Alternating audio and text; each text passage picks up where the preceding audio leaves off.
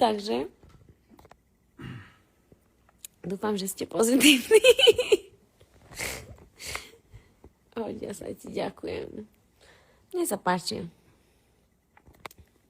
Trochu ma pichajú do očí, lebo mám trošku dlhú ovču, ale aj tá sa mi páči a zistila som, že po dnešku už nechcem strihať viac.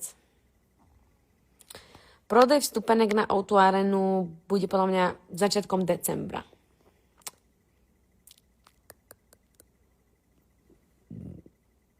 Pardon.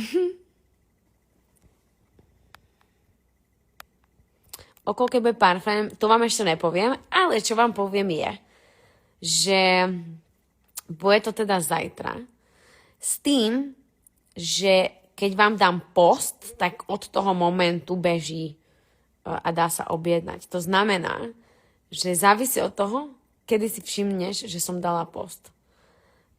Pretože ideme to spúšťať naraz.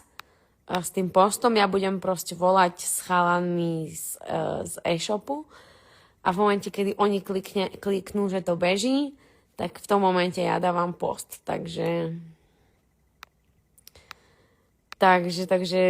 zapnite si asi upozornenia na moje príspevky a reelska. Koľko mililitrov bude parfém? Pozri si storky. Veľa tam o tom píšem, rozprávam. Určite si pozri moje storky teraz. Dobre. A na akej stránke, to vám tiež napíšem do toho postu.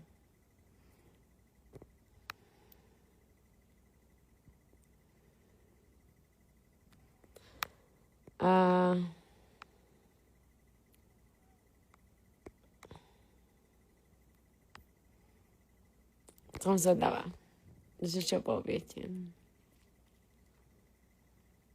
Otázka malinká, poznáš Dráhovce? Jasné, že poznám Dráhovce.